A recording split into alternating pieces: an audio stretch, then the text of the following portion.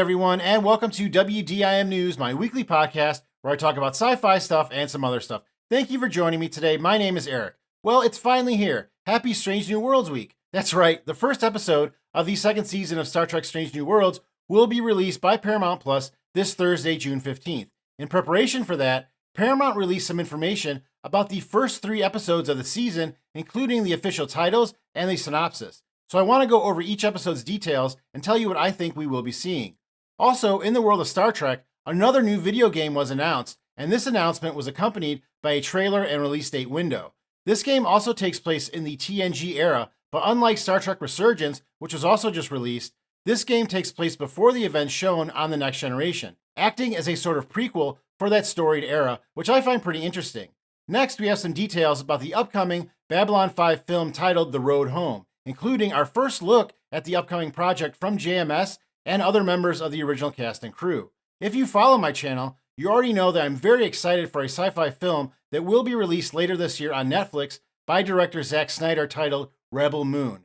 Mr. Snyder released a lot of details about this movie through Vanity Fair this past week, and I want to share those with you because I think that sooner or later, you are going to be as excited about this as I am now. Then finally, I saw the new Transformers film Rise of the Beast this past week, and I want to share my thoughts about it and why I think it may be my favorite Transformers film yet. In case you have not seen the movie and are on the fence, I will split my review into spoiler and non-spoiler sections, and the time codes for this and every other topic are always listed in the description of the video. Before I get into all this, I just want to quickly thank you for listening this week and ask that you help me out by hitting the like button if you enjoy what you hear. Don't forget to subscribe and hit the notification bell too, so that YouTube will let you know when my videos come out. With Strange New Worlds starting this week, I will be busier releasing videos about the crew of the Enterprise. So be sure that you are subscribed so you don't miss any. So first, let's talk about Star Trek Strange New Worlds Season 2 and the details surrounding the first 3 episodes. Now, these details were released in an episode of the Ready Room by Will Wheaton, and he, of course, is very excited about Season 2, as are most Star Trek fans. So the first episode of the season is titled The Broken Circle, and the synopsis reads, a distress call from Lieutenant Noonien Singh compels Spock to disobey orders and take the USS Enterprise and its crew into disputed space. Now, if you follow my channel, you know that I released a video about a month ago with the episode titles for all season, but that is not official, and now I guess they are officially releasing it, and so far I'm 3 for 3. So this episode looks like it's going to be all about Lieutenant Noonien Singh, and I think that might be a theme this season. I think we're going to find out a lot more about her character. They didn't really talk about her heritage in the first season, so I think they kind of kept that for this season. If you recall, in the second to last episode of the first season, she actually left the Enterprise. That was the Gorn episode where she took a survivor from an attack by the Gorn, and she took them and tried to help them find their family. So it appears that this episode will be a continuation of that plot line, and we will find La'an working with these survivors, and it looks like the Gorn find them wherever they are. The fact that it's in disputed space, this might mean that it's close to Klingon space. I know the Gorn have ties to Klingons and the Beta Quadrant because these people that La'an is helping might be from that area. In one of the trailers, or I think maybe more than one of the trailers now, there have been shots of a large Gorn ship above a human population, and I tend to think that that shot is from this episode. We also see Captain Batel. She was the character that was Captain Pike's girlfriend, I guess. And then I guess they kind of split up at the end of the season because she was responsible for arresting Una Chin Riley. I think that this will probably be the episode that scene takes place in, and we may see the Gorn at the beginning of this season. I still think that the Gorn are going to be like a big looming threat for the crew of the Enterprise, even though they don't make first contact with them until the original series. But I do think that we're going to see more and more of the Gorn in Season 2. I think that, speaking of scenes from the trailer, we have seen a scene from the trailer where Spock is in command of the Enterprise, and it looks like that is probably from this episode too, because it says that Spock disobeys orders and takes the USS Enterprise and its crew, meaning that Captain Pike is not on the ship. I'm guessing he's probably wherever number 1 Una Chin Riley is and trying to help her get out of, her troubles. I also think that this is kind of a prequel to Spock's actions in the TOS episode, The Menagerie. If you recall, that's the one where he steals the Enterprise so that he can help Captain Pike after he had been horribly scarred in an accident. And again, in the synopsis for this episode, it states that Spock disobeys orders and takes the Enterprise. So this may be the first time he does this. It'll be interesting to see how Captain Pike then reacts to Spock taking the Enterprise. I wonder if there's going to be some kind of connection to the menagerie, like in prequel form in this episode. I am surprised that it doesn't start with the trial of Una Chin-Riley, since that's where we left season 1. It looks like we're actually going to get that in the second episode. So again, it's cool that Strange New Worlds can kind of subvert expectation and continue storylines. This is not serialized storytelling by any means, but it's cool that we can kind of pick up things, and maybe sometimes we pick them up not where we expect them. So I'm definitely excited for the first episode, and it looks like it's going to be really good. The next episode is titled Ad Astra per Aspera. That is Latin. I Google translated that to the stars through difficulty.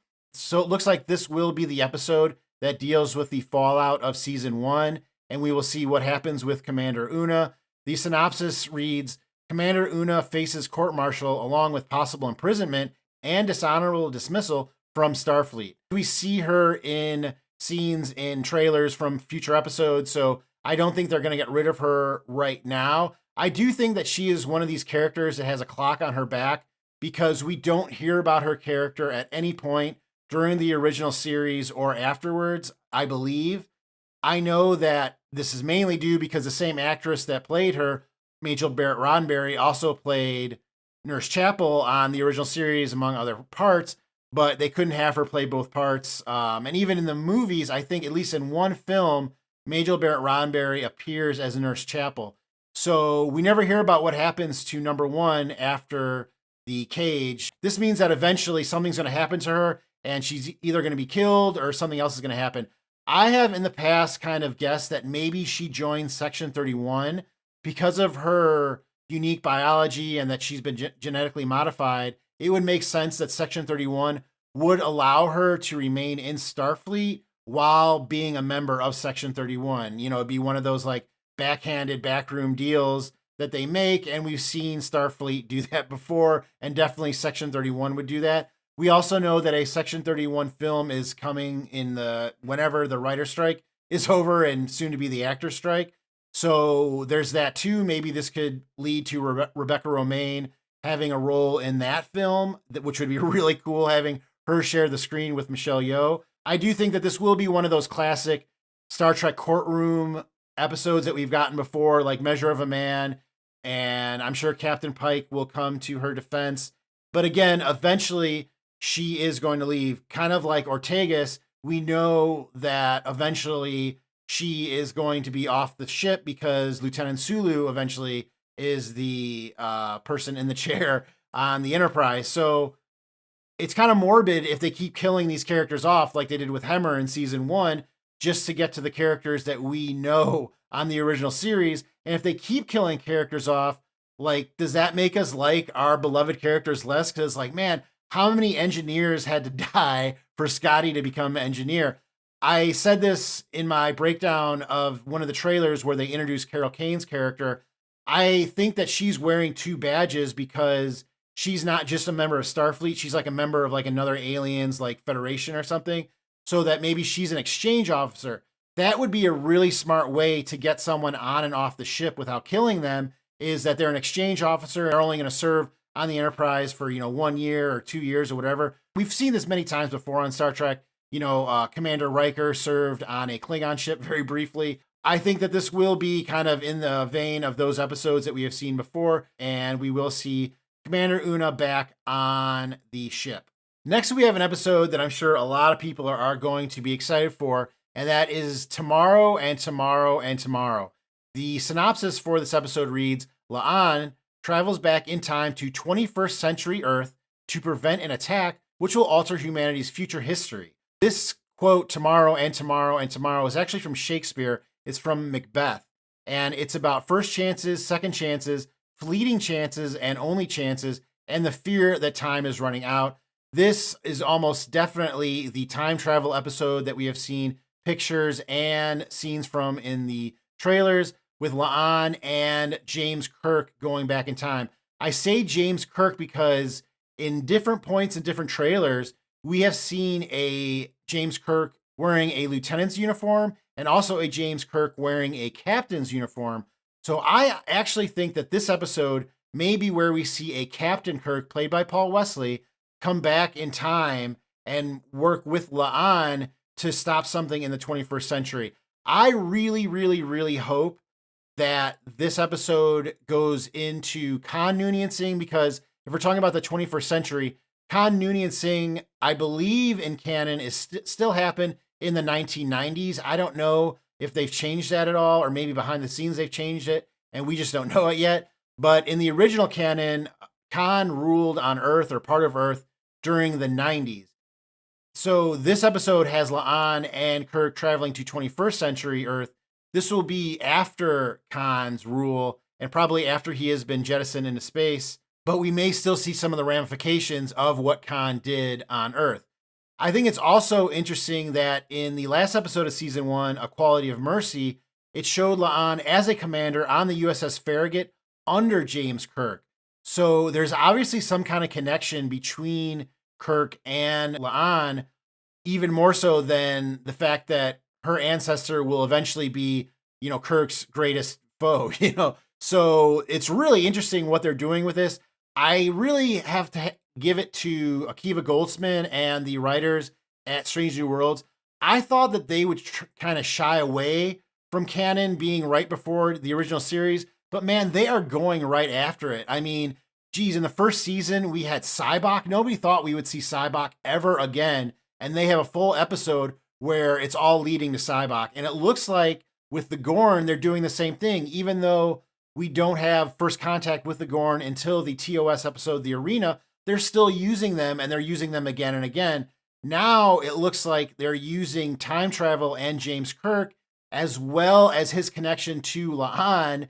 And instead of saying, well, we know that Kirk and Khan are enemies in the future, and in the episode Space Seed, Kirk doesn't seem to know who Khan is, they're not shying away from that on Strange New Worlds. They're going right at it and putting these two in a time travel episode together right after the rule of Khan. I mean, that is really ballsy if you think about it. And I don't think Akiva Goldsman gets enough credit as a talented creator in the Star Trek creator sphere, or whatever you want to call it. I mean, people talk about Terry Matalas and Jonathan Frakes and people like that, but I don't think that Akiva Goldsman gets enough credit, and he should, because Strange New Worlds is amazing, and I love the way they're going at it. I also think with it being 21st century Earth, we might see some possible connections to Star Trek Picard season 2. Now remember, they went back and kind of saved history by going back to that same kind of time period. I don't think we're going to see any crossovers with those characters. How awesome would it be to see La'an bump into, Rafi, Michelle Hurd, like just as they're crossing on the street? That would be awesome. I don't want to put the expectations too high, but I would not put it past Akiva Goldsman to do that. They were filming both seasons at the same time, so Michelle Hurd was available, and so was, people like Jerry Ryan and stuff like that. So I wouldn't put it past them to sneak something in like that, some kind of connection to season 2 of Picard. But let me know, what do you think of the details of these episodes? Are you as excited as I am? I really think that, Star Trek has a lot of momentum now with the last season of Picard being so popular. I think that that should roll right into Strange New Worlds. I think that that will also propel Lower Decks once we get to that crossover episode. I'm going to try not to think about the fact that we're not going to see season 3 for a very long time, like maybe 2 years. And that's going to be, 2 years in between filming too, because as I just mentioned, they filmed season 2 of Strange New Worlds back to back with season 1. So it's been a long time since these actors have played these characters, and we don't want them on the shelf for too long. So hopefully the writer's strike and the actor's strike is resolved soon.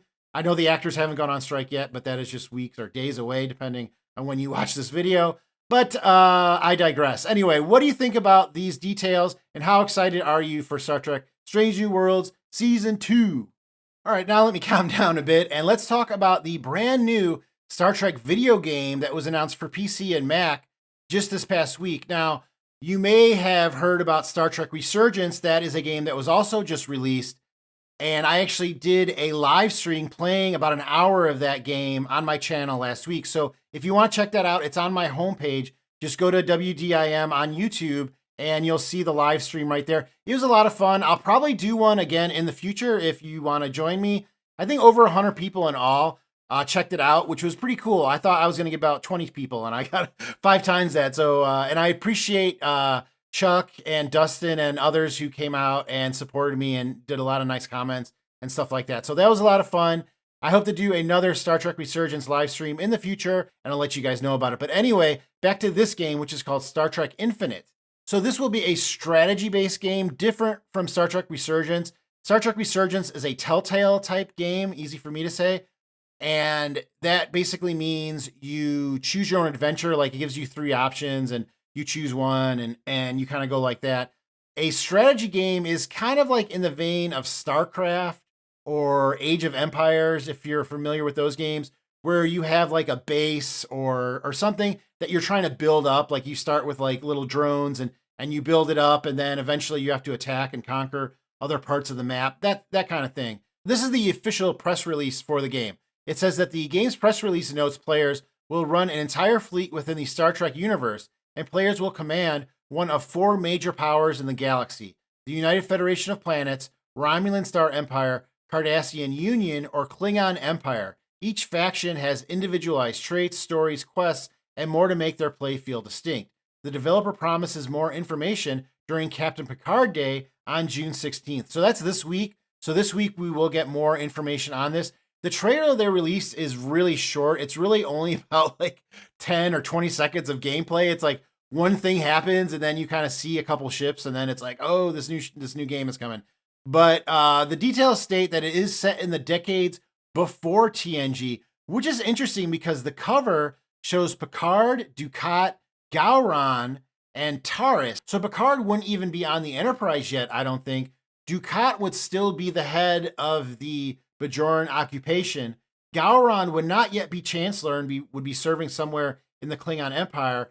And Taris would not be Praetor of Romulus. She would be working somewhere. I mean, you never know with the Romulans where they're actually working. She could be working in the Tal Shiar. Who knows what she's doing?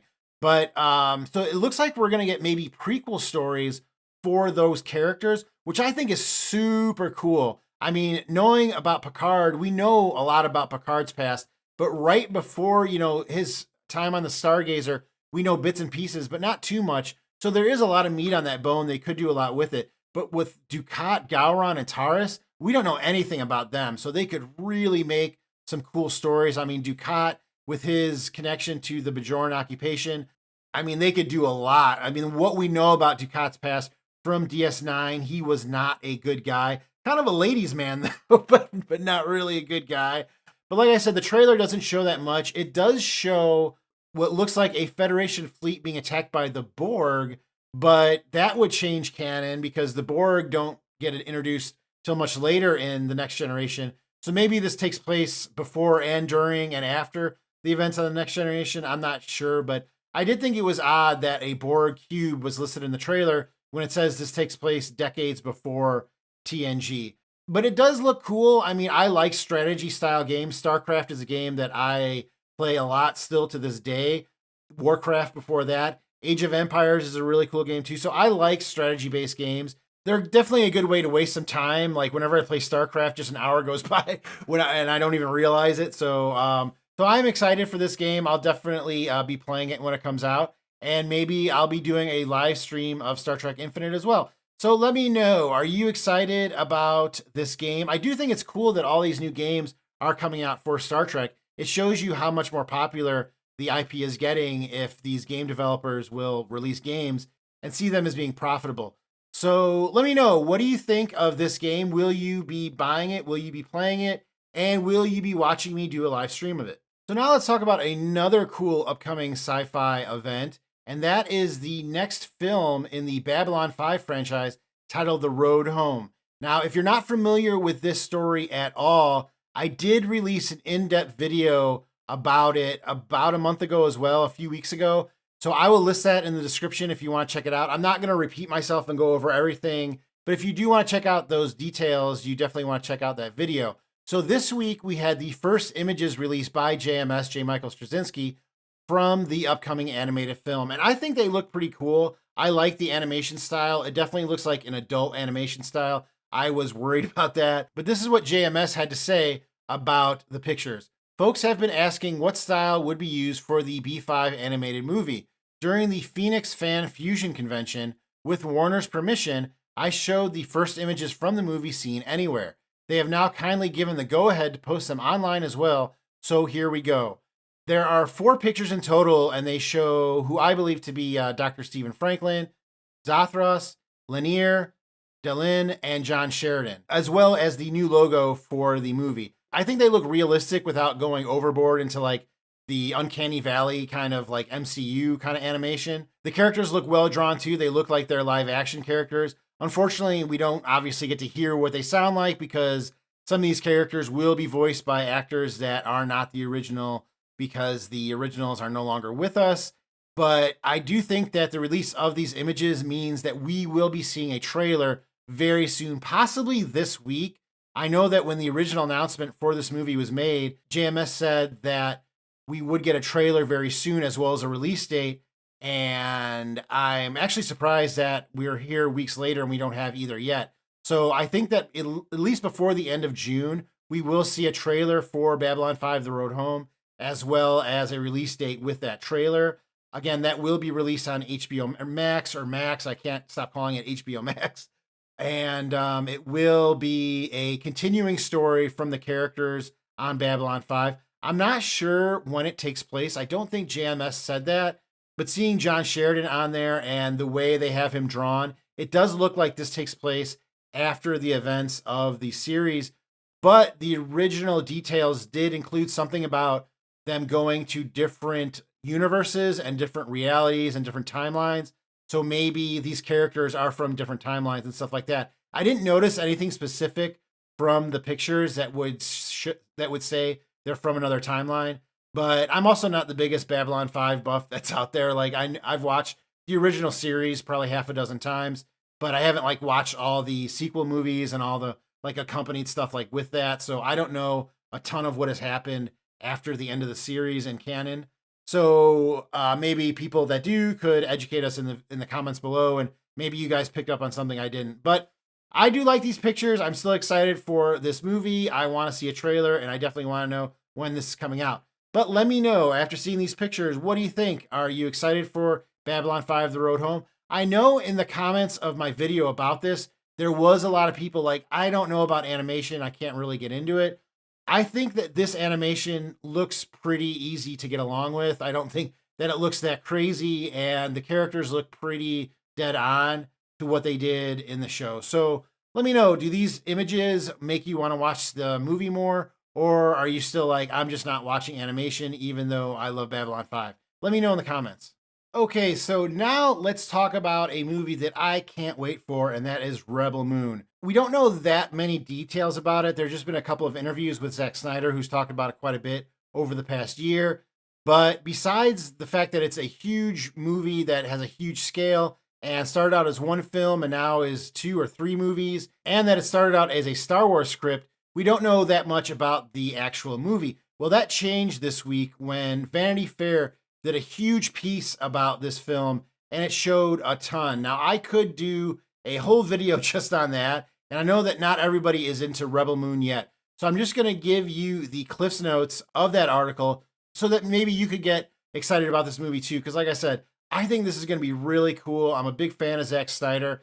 I think that some of the things that he has done have really been groundbreaking. For some reason, people only think about like the last thing you've done, and the last thing he did was the superhero stuff, and that was not his best stuff. So I think that him doing this sci-fi epic is going to be amazing. It looks very much, it doesn't look very Star Trek to me. It looks more like Dune or maybe even Star Wars a little bit, but it definitely has an Old West feel to it too. So let me go over some of the details, and I'll have some pictures on screen for those of you that are watching on YouTube. So this is kind of what Vanity Fair had to say about Rebel Moon. This story, which Snyder has been mulling for more than 3 decades, focuses on outcasts, malcontents, and refugees from many desperate planets who join forces to rise up together against a punishing authoritarian government. So you can already tell kind of the connections to Star Wars there. So if you know nothing about Rebel Moon, originally it came to the public's knowledge when Zack Snyder revealed that he pitched this at one point before the Disney merger to the makers of Star Wars about a standalone Star Wars film that had nothing to do really with the Skywalker saga. But that movie did not ever come to fruition. In this article, Zack Snyder reveals that the idea actually came way before Star Wars. He kind of just made it into a Star Wars script because he was such a fan and he saw an opportunity to make a Star Wars film. But it was easy for him to scale it back and make it not Star Wars after it was obvious to him that that film was never going to get made. So this is what really was Zack Snyder's vision like 30 years ago, and he's kind of been working on it and working on it and working on it, and finally it's coming to the screen. Vanity Fair also had this to say about the Rebel Moon specifically, where most of the action in this movie takes place. It's actually one of the more modest worlds. It circles an immense gas giant at a distant edge of the galaxy and is populated mainly by farmers. It's nowhere special, but it's about to change the balance of power in this fictional universe. So you could already see the big sci-fi connections. I mean, to me, that sounds a lot like Dune as well. This will be about a large force coming to this small moon and just trying to take it over. Like these farmers were just living and everything was fine and they thought nothing was wrong. And then all of a sudden, this huge government power is like, no, we want your stuff. We're bigger than you. We're going to take it. There's also a lot of allusions to the Western genre, specifically stories like The Magnificent Seven, where you have a small town that's like overrun by bandits. So the townspeople get pissed off and they hire like gunslingers from different areas. So you have all these like really cool individualized characters that, you know, some are surly, some are halfway evil, halfway good. You don't know where they're going. Another cool thing about this film and how, again, it ties back to like the Old West style of making Western movies is that Zack Snyder used his estimated budget of at least $166 million to create real sets in the California desert, like real towns, and they dug up rivers and all this kind of stuff to make it look more realistic. I love that. I think that's so cool when filmmakers are given the opportunity to do that and everything isn't just CGI and in the volume. And it looks like we're going to see a lot of practical stuff in this film, which again kind of ties back to the original Star Wars and all the cool practical stuff that they had in those films. So this is what Vanity Fair had to say about these sets. Vast fields of actual wheat sprout from desert hardpan never meant for such lush growth, but Snyder insisted on real crops for his farmers to harvest and defend. Just over the rocky hillside sits another Rebel Moon set for a larger community known as Providence and looks like an Old West metropolis. All of these are just locations on the moon of the title. There are other worlds beyond. Which just, I mean, doesn't that sound amazing? Like, I don't know. I just read that and I just get so excited, like the hair on the back of my neck stands up because I love when filmmakers are really able to create these worlds, create these universes. And you know that it's not just going to be this 1, 2, 3 movies. If they're putting this much thought and this much into this movie, it's really going to be this whole universe that they're creating. And speaking of the universe, we finally got some information about the cast and characters. This cast list is huge, and I recommend that you go check it out. I will link the Vanity Fair article below so you can check it out if you want to. But there are some really cool people in this, and here I'm going to mention some, but I'm sure I'm going to miss a few. And there are others, such as actor Carrie Elways, who we know are in the film, but I don't think we know much about their characters yet. So the star of the film seems to be Sofia Boutella, who you may remember from the film Star Trek Beyond. She plays a newcomer named Cora, who rallies the people to resist rather than roll over. She has been hiding on this moon after fleeing from her own role within the leadership of that oppressive government. I would not be surprised if she's like the daughter of like a king or something like that, and she ran away because she saw how horrible what her family was doing and what the government was doing and stuff like that. She's a great actress. She does great fight scenes as well. So it looks like this series will have a lot of close quarters combat as well as a lot of space battles. And I love all of that too. So again, another reason to love this film. Another star of this film is Charlie Hunnam, who you may know as Jax from Sons of Anarchy. And this is what they had to say about him. Since these farmers can't possibly fight the Imperium alone, Cora sets off with a mercenary starship pilot named Kai, which is Charlie Hunnam, since his freighter is necessary to get them off-world and back again. So he's going to play a pilot, in his pictures, I think he looks a little thinner than he did on Sons of Anarchy. So I'm guessing that he's not as much a hand-to-hand fighter as she is. She may be like when they get into hand-to-hand kind of situations, she may take over and he may be more the space battle guy, like the amazing pilot that can do crazy stuff. Another character is played by Michael Huisman, who I remember from Game of Thrones. He's also been in The Haunting of Hill House. He plays a character named Gunnar, who's another main character.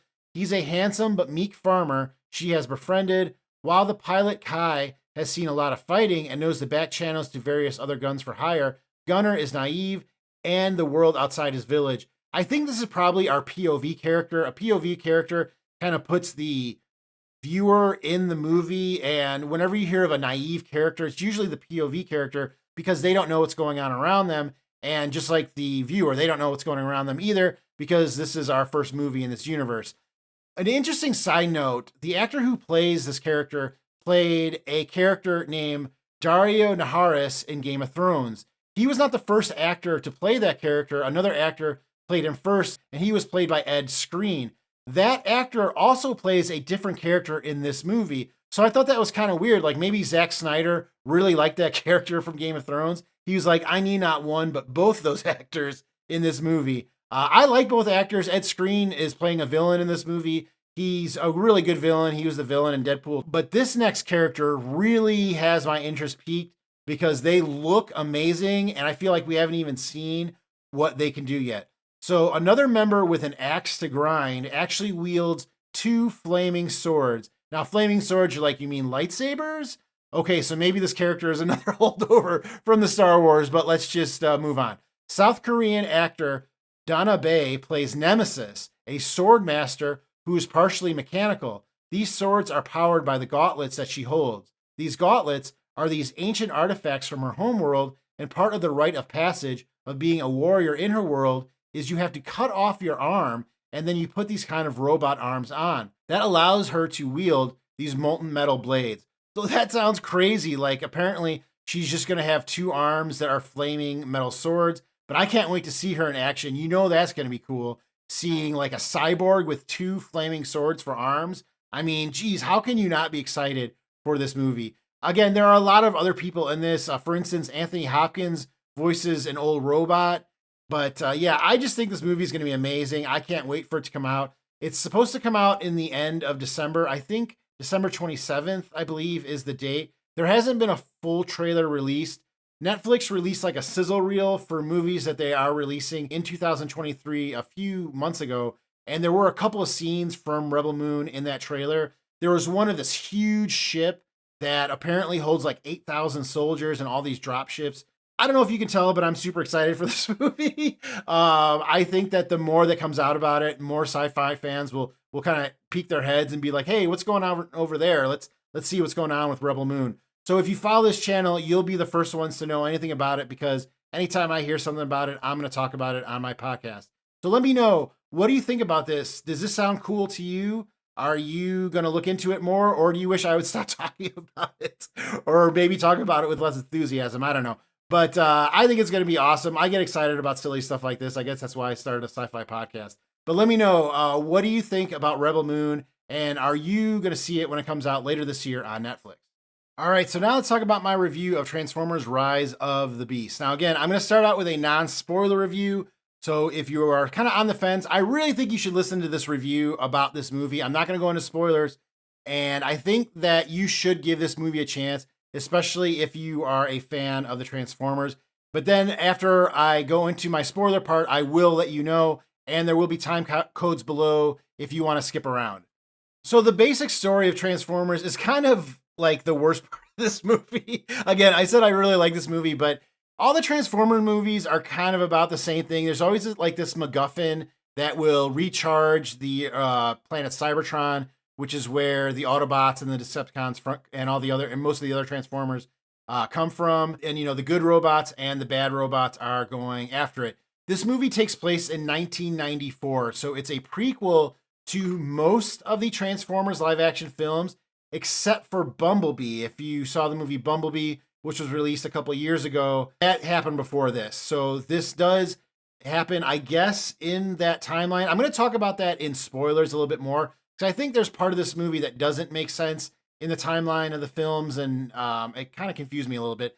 But fortunately, I can't talk about that until we get the spoilers. But again, all in all, I really did like this movie, but the story is always kind of the same in these Transformers movies. It's not really about the story or the human characters. And again, the human characters are not really very memorable in this movie either. I mean, the main guy does a fine job. He's kind of like Shia LaBeouf from these movies. If Shia LaBeouf wasn't screaming all the time, but he kind of plays a very similar role. I'd say he's probably a little less annoying than Shia LaBeouf, but he does get annoying at times too. I will give him that. The things that I like the most about this movie is that, bar none, this movie I think has the best battle scenes. Are they the biggest battle scenes? Heck no. And I think that's good. In this film, there are less robots and they are more distinguishable. And that's what they should have been doing from the beginning. I mean, eventually in these movies, in the Transformers movies, there's just too many robots and it's too hard to keep track of not just who's who, but who's good and who's bad and who does what and who changes into what. I mean, I know that at least in one movie, there's like a dozen bad robots and close to that many good ones. It's just really hard for me as not a huge fan of the Transformers. Like I watched them when I was a kid, so I don't retain a lot of that like canon and information. I hardly remember who all these robots were, but I remember I just loved the Transformers. Them along with like G.I. Joe were my favorite thing. So I was a huge Transformers fan, but since then I haven't kept up in the canon, so I don't know all these other sects and things like that. And it's hard for me to keep up. Even though in this movie they introduce the Maximals, which are Transformers that look like animals, it's still a lot easier to distinguish who is what and who is doing what because everybody looks so different and there's not that many. Like when they do fight, there's more one-on-one fights. Now, I know that one of the things that certain fans don't like is that when they do generic robots, when they're like, oh, we've got these drones that just go out and fight. I actually don't mind that because when you know that the drones are the bad guys, it's easier to track. Like all these, I don't think it's a spoiler to say that there's all these like spider robots that are bad. And even though they're all bad guys, like for me, it was easy to track because I know that if it's a spider, it's a bad guy. Even at one point, one good character has something happen to them and they briefly turn bad. It's easy to make that distinction because that character looks so much different than anyone else. Like even when they're fighting, you remember that they're not good anymore. They're bad because of what happened to them. So I just think that the battle scenes are so good. And I think that a lot of people have complained about the same thing I'm complaining about, which is that when the Transformers fight in these movies, it's just like metal on metal, smashing, gray, fighting. Everything's happening all the time. You don't know who's good, who's bad, who's winning, who's losing until the end of the fight where it's like who's ever left standing or who got stabbed in the back or, what's going on. And I think they really did a good job in this movie of distinguishing the battle scenes and making it easy for you to follow and who is doing what. I feel like this movie feels more like a Transformers cartoon than any of the other movies so far. Just the way the plot moved and the way the kind of, I really like how Pete Davidson was the main like good Transformer. He plays a character named Mirage. I thought he did a really good job. I was when I heard that he was going to be cast for this movie, I was on the fence. I actually like Pete Davidson. I listened to him on a couple of podcasts and about his past and stuff like that. And I like Pete Davidson now. I didn't for many years, obviously, but I like him now. And I think that he did a really good job. He deserves some credit for the way he portrayed that character in this film. I bought him being brave. I didn't think that I would because he's such a, like he's a comedian and you don't really think that he could be like a tough guy or play like a tough guy or something like that, even when it's just a voice behind a robot. And his character is very Pete Davidson. It's not Pete Davidson playing like a straight-laced like Optimus Prime kind of character. It's Pete Davidson being Pete Davidson without the drug use, probably. But I did think that he did a good job. And the scenes where he like has to be brave, it's kind of out of nowhere. And I did buy it. Like the way they do it, I think is very smart. And it made a lot of sense to me. But with him and with, other performances, This really just felt like the most like a Transformers cartoon. Even though the plot line is very much like I've seen before, that's okay. You don't watch these movies or these stories to get into the story. It's kind of what the robots do, and I'm cheesy. I like the message, like when there's that message at the end of what you can learn from this adventure and things like that. I really dig that. I also will say that I like the villain. The villain is played, or I should say, is voiced by Peter Dinklage from Game of Thrones. He plays a character named Scourge. I think he did a really good job of playing a threatening villain. It's really hard, I think, in these movies to play a threatening villain when it's a robot. They've had the same kind of couple of robots be the head of the Decepticons through most of the movies. And it gets old after a while when you see the same guy get beat down and beat down. So you have to bring somebody new in because you've never seen them get beat down before, at least. And this guy, I think, plays more of like a bounty hunter than any of the other villains from the other Transformers movies. I feel like there was a bounty hunter character in one of the other Transformers movies, but I can't remember it. Keeps a memento of his kills. He's killed many Autobots in the past. That's not a spoiler to say. And I think that's very cool. I thought that kind of aspect was very cool about him. And of course, Michelle Yeoh voices a character in this movie because she's everywhere right now after winning her Academy Award. And she plays like this Falcon character that's actually pretty cool and one of the, main characters, I guess, of the movie. But again, if you're like kind of on the edge about this movie, like you don't care about the Transformers movies anymore, but you really like the cartoons and you just wish that they would make a movie that felt like a story from the cartoon, I would say that this is the movie to watch. I think that does not feel like one of those big budget Michael Bay Transformers movies at all. It's more small scale, if that makes sense when you're talking about like huge robots and they're going across the globe and in space and stuff like that. But it does seem a little more small scale than the Michael Bay film. So if you are on the fence, I say watch this movie and maybe you'll like Transformers again. I think that this is definitely my favorite Transformers movie.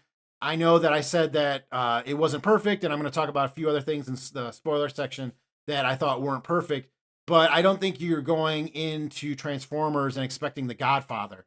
Like you have to kind of set your expectations at a certain level. My expectations have been set very low because of the Michael Bay movies, although I did like the Bumblebee movie. But I still like this movie more because the best part for me of the Bumblebee movie was the human characters. I thought the main character, Haley Steinfeld, was like really compelling and played a really good role, but I don't go to Transformers movies to kind of see that. I go to see what I saw in this movie, and I thought it was a lot of fun, and I definitely think that you should watch it if you are a fan. But having said that, I will now go into the spoiler section. So if you have not seen the movie yet, just click ahead and go to my next section, which is a bonus section. It's bonus for anyone who has watched this long. So go skip ahead if you want to not hear the spoilers. So now let's talk about a few spoilers from the movie. And of course, if you have seen the movie, the spoiler that I'm going to go right to is the ending because it alludes to a tie-in with G.I. Joe. I think the last scene, or maybe there was like one end credit scene, I don't recall exactly, but it shows the main character basically seeing, I think, G.I. Joe as they're first starting. Another character gives them a card that has the G.I. Joe logo on the back. So it's alluding to a tie-in with G.I. Joe. Now, I don't remember any cartoons that had G.I. Joe and Transformers together. I know there was comic books with them together. I don't know if there was ever a full-length movie or cartoon with G.I. Joe and Transformers. I'm sure I'm going to get demolished in the comments if there are, but I'm sorry. I just don't know if there are. You are better than me in this instance if you know that that is true. But anyway, I thought that was okay. I mean, I don't really care about G.I. Joe anymore either because of the G.I. Joe movies that have come out with like The Rock and stuff. I really didn't like them. I didn't even see that Snake Eyes prequel. It didn't really look that interesting to me, but it does look like if there is going to be another movie that will be tying in these two franchises together, I think they at least should keep going with Transformers movies if they keep with this kind of formula that they did for this movie and somewhat in the Bumblebee movie.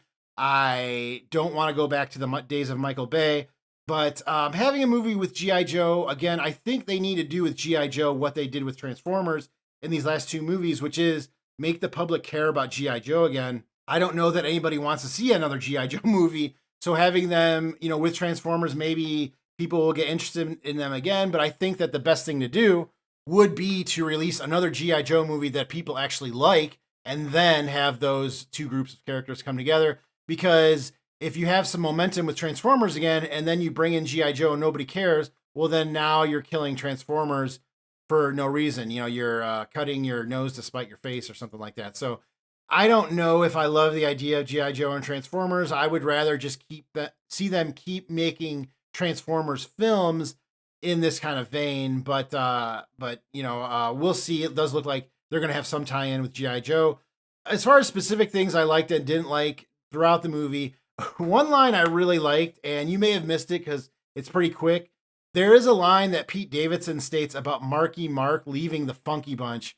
I love that because Mark Wahlberg actually starred in Transformers movies. So I don't know if that means that this is a different universe and that Mark Wahlberg is an actor in this universe and is Cole Yeager or something. Cade Yeager, I think, was his character's name in the Transformers movies.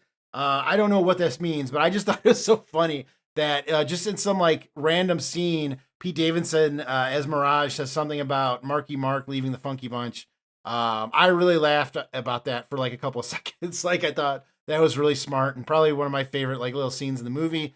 A couple of things I didn't like. I thought it was silly to pretend at one point to kill Bumblebee because we know that Bumblebee survives. So why would you have they have this emotional scene with the characters and they think that Bumblebee is dead and eventually Bumblebee comes back to life. But we know Bumblebee comes back to life because this is supposed to be a prequel to other films and we've seen Bumblebee in those films. So I don't know why they chose that character. They could have chose another character and it would have been ambiguous to see like if they survive or if they die.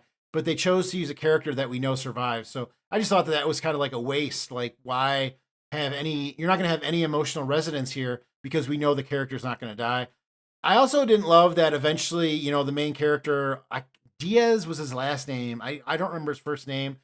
Gets like a super suit made out of Mirage. I didn't really love that. I thought it kind of looked silly. The CGI didn't look great for that. And I know that it's kind of like the next thing. These movies have to progress and you have to see something new every movie. And I don't think that we've seen a human in a Transformers like suit yet. So they had to do it eventually and they did it in this movie. I don't know if it was really the best thing to do. I didn't think it was the best part of this movie. I thought it looked kind of silly.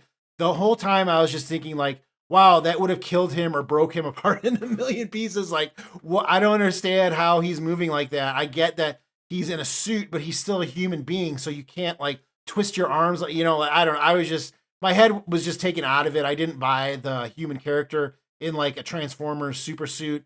And I just kind of like jumped the shark a little bit at that scene. It was good action. That's the only thing. Like the other stuff that was going around that character, I thought was okay. But I was just like, oh my God, that super suit is dumb. But the thing that really kind of bugged me is that, so Pete Davidson did a great job as the character Mirage. Mirage has appeared in another Transformers movie and he was voiced with an Italian accent. He didn't sound like Pete Davidson. I think it was The Revenge of the Fallen. I think that was the movie that Mirage was in. And I believe was Mirage destroyed in that movie? I don't remember. But I don't know. Is it two different cars? I don't understand that. I don't know how Pete Davidson can be Mirage in this movie and then be a different character, 20 years later? Maybe not even like 15 years later. I don't get it. That was the one thing that like after I thought about it more and more after the movie, because when he said he was Mirage, I didn't know that that character was appearing in this movie necessarily. And while the movie was going on, I was like, has that character appeared again? Because it was the same thing as the MacGuffin for the whatever they were trying to stop in this movie. I thought that had appeared in a Transformers movie too. So the whole time I'm thinking, has that thing showed up before? Has Mirage showed up before? And like as I was leaving the theater, I remembered that he did. I just didn't remember it because of the Italian accent. So I don't understand it. Like, are these movies not actually the prequels to the Michael Bay films? Is this a different universe? I really would love to know. If anybody knows, let me know in the comments because I'm still like flabbergasted about it. I don't understand. Like, are these actual prequels or are they starting a whole new movie universe? Because Like Optimus Prime is still voiced by the same character. Bumblebee doesn't have a voice, so that doesn't really matter. Another character appeared, now that I think about it, RC also appeared in this movie and appeared at least in one of the Transformers films. So yeah, I don't get it. Are these actual prequels or is this another line of movies? That doesn't really affect the movie though. I still think it's a good film, but as far as like where this sits in the Transformers universe, I really have no idea. But let me know. I mean, having said that, what did you think? Did you see Transformers Rise of the Beast? Did you like it? Are you going to recommend it to people, or do you think that they should just stop making Transformers movies? Also, what do you think about a crossover with G.I. Joe? Is that something you're looking forward to seeing? If you're going to talk about the crossover with G.I. Joe, though, that is a spoiler, so just maybe put spoiler in the comment and hit return a couple of times so people that haven't seen the movie yet don't get that spoiled. But yeah, let me know. What do you think of this movie, and do you think that a crossover with G.I. Joe is a good idea? So now let's talk about one more thing. I decided I'm going to start doing this. This is going to be like the bonus story. So I'm not going to talk about this news story in my intro. Just for anybody who's still listening to the podcast, at the end of the podcast, we'll now get a bonus story about something in the sci-fi world or something that I saw that's cool. So this week, the bonus story will be about the Ghostbusters Afterlife sequel.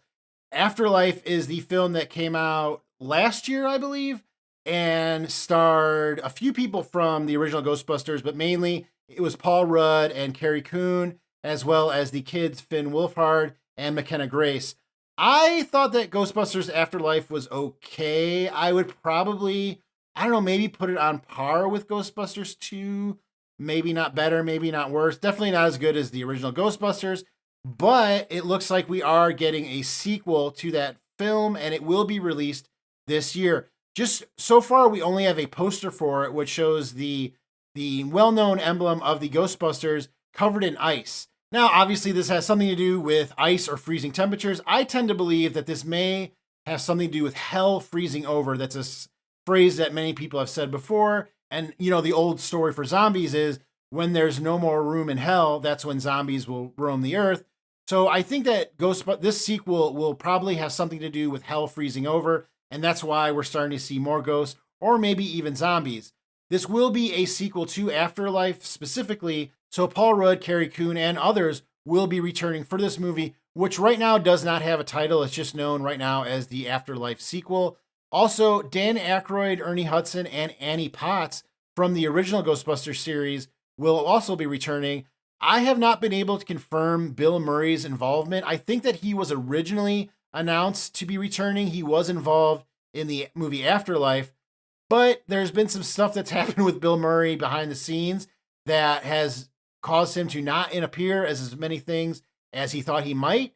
And I am not sure if that has affected his status in this film. So I am not able to confirm nor deny if Bill Murray will be in this movie, but Dan Aykroyd, Ernie Hudson, and Annie Potts will be. Also returning, which I think is pretty cool, is William Atherton as Walter Peck. Walter Peck was the villain, so to speak, from the first Ghostbusters, the one where Bill Murray famously says, "It's true, this man has no penis." And then says, well, that's what I heard. One of the funniest scenes in any movie in the 80s, to be quite frank. But yeah, so we'll see if Bill Murray also gets to get another quip at Walter Peck in this movie. But it is interesting that he is returning. Maybe he's returning as the villain. It would be cool to have a callback to somebody else from Ghostbusters besides the ghosts, you know, to have a human villain come back as a villain. I think that would be pretty interesting. Also added to the cast are comedians Kumail Nanjiani and Patton Oswalt, who are both hilarious. They're both also big into pop culture, so I'm sure they're both huge Ghostbusters fans, going back to when they were kids like me. I love it when fans of genres get to be involved in those genres when they get older, and it looks like we're going to see that as well. Patton Oswalt, I think, has been in every nerd property ever. I think if you had a bingo card of like everything, I think he just has to be in the Dune sequel. I think if Patton Oswalt is somewhere in Dune, he's been in everything that is nerd related. And Kumail Nanjiani is really funny. I really like everything I've seen him in. This movie is written by Jason Reitman, who is the son of Ivan Reitman. Ivan Reitman wrote and directed the original Ghostbusters. He was involved in producing Ghostbusters Afterlife, but he sadly passed away in 2022. So this will be the first Ghostbusters project that does not involve Ivan Reitman, but we do have his son writing the movie, which is really cool. The film will be released on December 20th, 2023. So it's hard to say, if this movie is going to be good or not because we haven't seen anything besides a poster. But the fact that they added Kumail Nanjiani and Patton Oswalt, those are my two favorite comedians right now. And I really like Paul Rudd. I like the cast from Afterlife. It was just okay. I think it had a really good third act. But the first and second act, I was kind of just like, okay. Like I could kind of see what they're setting up. Paul Rudd kind of seems like he might be a bad guy. I kind of see what they're doing here. I liked the third act. I definitely liked how they used the original cast. I thought that the third act was pretty good. And it saved the movie for me because the first two acts, I was pretty bored. When they show one of the kids driving the original car and stuff like that, I'm just like, snooze. Like, I don't really need to see this.